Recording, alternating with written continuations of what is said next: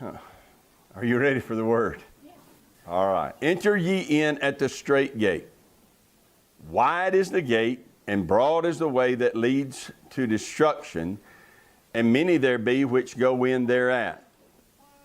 Because strait is the gate, and narrow is the way which leads unto life, and few there be that find it, much less walk in it.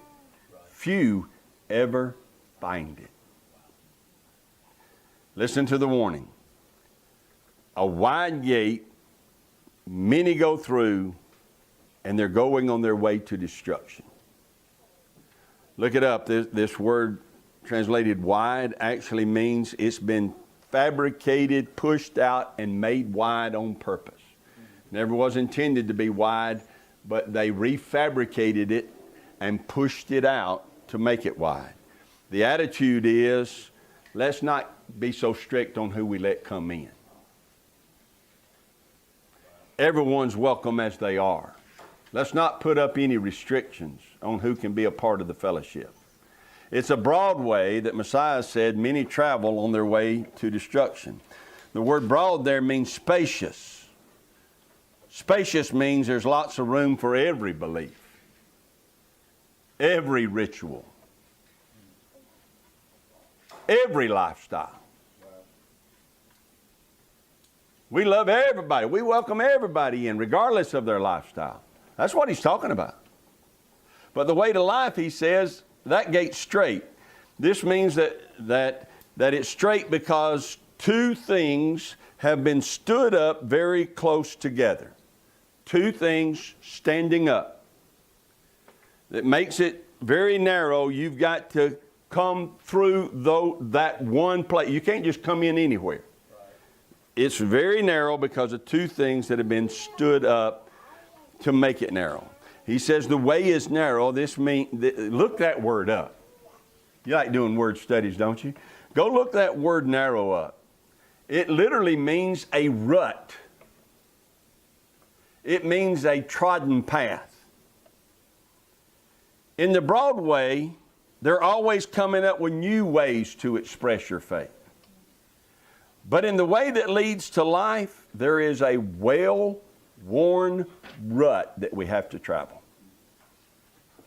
There is a trodden path that was put there before us that we're to find and to walk in. Listen to Jeremiah chapter 6, verse 16. Thus saith Yahweh, stand you in the ways and seek and ask for the old paths. Where is the good way? And walk therein, and you shall find rest unto your souls. So what did Yahweh say to us through Jeremiah? Ask for the old path. Ask for the good way. It's a rut. You got to go through the narrow gate, the straight gate to find it, but find it and then walk in that very narrow rut. A rut, you know, if you see something 60 feet wide, that's not a rut. Yeah. A rut is like this. Right. It's narrow, right? It's a narrow way. And the Messiah said, well, that's the way that leads to life. Our faith should be a faith that's based on the old paths that are revealed to us through Torah. Right. Three things the Messiah said that should alarm and awaken us all to fully examine what we believe, to make sure that our faith is a Bible-based faith. In Matthew 24, he said many imposters are going to claim to be anointed, deceive people by convincing them that they can ignore Yahweh's law. Deceive not just people, but deceive many. In Matthew 7, he said many are going to stand deceived before Yahweh and claim that everything they did in the name, did for Messiah as his representatives. But he said they will be rejected at judgment because of their lawlessness. They were deceived. Matthew 7, he also said many will never even find the gate and the path that leads to life. Instead, they'll enter in a wide gate and walk a broad way. And they'll be deceived into believing that it's okay for them to live like that. Well, his words should pierce the hearts and minds and souls of everyone who truly wants to serve the Messiah and cause them to fully examine themselves and make sure they're not being deceived. You know, it's one thing to think you're right. But if you're afraid to examine your faith ain't worth having. Right?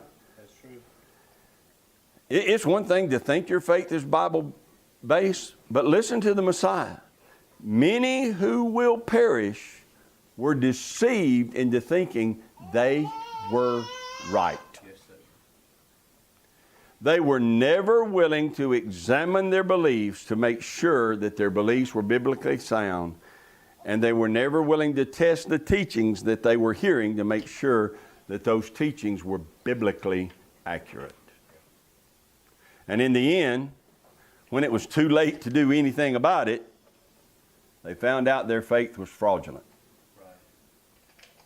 Well, it's not too late right now. Right. In Luke, why don't you turn there for just a moment? Luke 13. In Luke 13, listen to the Messiah talking along the same lines. He said in verse 24, strive to enter in at the straight gate. For many, I say unto you, will seek to enter in and shall not be able. That word strive means to agonize over something. It means to wrestle with it. It means exert all of the energy you have to make sure you're able to do this.